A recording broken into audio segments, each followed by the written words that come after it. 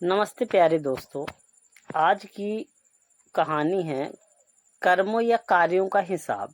एक भिखारी रोज एक दरवाजे पर जाता और भीख के लिए आवाज लगाता, और जब घर मालिक बाहर आता तो उसे गंदी गंदी गालियां और ताने देता। मर जाओ, काम क्यों नहीं करते, जीवन भर भीख मांगते रहोगे। कभी कभी गुस्से में उसे ढकेल भी देता, पर भिखारी इतना ही कहता, ईश्वर तुम्हारे पापों को क्षमा करे। एक दिन सेठ बड़े गुस्से में था, शायद व्यापार में घाटा हुआ था। वो भिखारी उसी वक्त भीख मांगने आ गया। सेठ ने आओ देखा ना ताओ, सीधा उसे पत्थर से दे मारा। भिखारी के सर से खून बहने लगा। फिर भी उसने सेठ से कहा, ईश्वर तुम्हारे पापों को क्षमा करे, और जहां वहां से जाने लगा।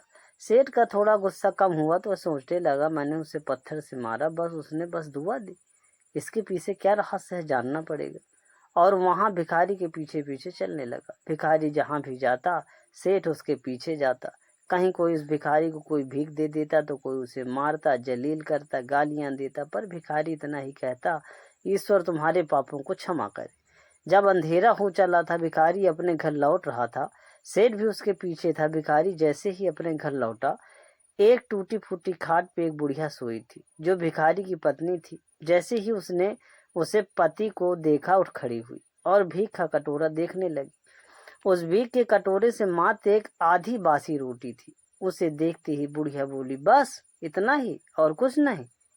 और ये आपका सर कहाँ फूट गया? भिखारी बोला, हाँ बस इतना ही, किसी ने कुछ नहीं दिया, सब ने बस गालियां दी, पत्थर मारे, इसलिए सर फूट गया। भिखारी ने फिर कहा, सब अपने ही पापों का परिणाम है।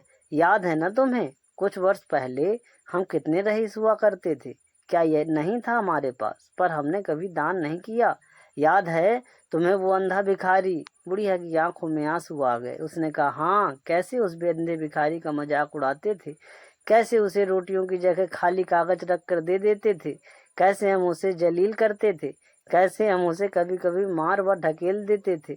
अब बुढ़िया ने कहा, हाँ सब याद है मुझे, कैसे मैंने उसे राह नहीं दिखाई, घर के बने नाले में ही उसे गिरा दिया। जब भी वहां रोटियां मांगता मैंने बस उसे गालियां दी, एक बार तो उसका कटोरा तक फेंक दिया। और वो अंधा भिखारी हमेशा कहता, तुम्हारे पापों का हिसाब ईश्वर करेंगे, मैं नहीं। आज भिखारी भिखारी की बद्दुआ और हाय हमें ले डूबी। फिर भिखारी ने कहा, पर मैं किसी को बद्दुआ नहीं देता, चाहे मेरे साथ जितनी भी जाति क्यों ना हो जाए, मेरे लब पर हमेशा दुआ रहती है। मैं नहीं चाहता कि कोई और इतने बुरे दिन देखे। मेरे साथ अन्याय करने वालों को भी मैं दुआ देता हूँ, क्योंकि उनको मालूम ही नहीं कि वो क्या पाप कर रहे हैं, जो सीधा ईश्वर देख रहा, जैसे हमने भुगती है और कोई ना भुगते। इसलिए मेरे दिल से बस अपना हाल देख दुआ ही निकलती है। सेठ चुपके चुपके सब सुन रहा था। उसे अब सारी बात समझ में आ गई थी। बूढ़े बुढ़िया ने आधी रोटी को दोनों मिलकर खाया और प्रभु की महिमा है बोलकर सो गए। अगले दिन वहां भिखारी भीख मांगने सेठ के यहाँ गया। सेठ ने पहले से ही रोटियां निकाल के रखी थी, उसने भिखारी को दी। हल्की से मुस्कान भरे सुर में कहा, माफ करना बाबा, गलती हो गई। भिखारी ने कहा, ईश्वर तुम्हारा भला करे, और वो वहां से चला गया। सेठ को एक बात समझ में आ गई कि इंसान तो बस दुआ बद्दुआ देते हैं, पर पूरी वो ईश्वर, वो जादूगर कर्मों के हिसाब से और आपके कार्यों के हिसाब से करता है।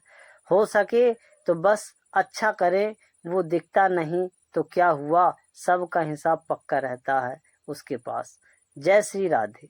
अगर आपको ये कहानी पसंद आए तो प्लीज़ लाइक एवं सब्सक्राइब जरूर करें। धन्यवाद। मिलते हैं एक नए प्रेरक प्रसंग के साथ।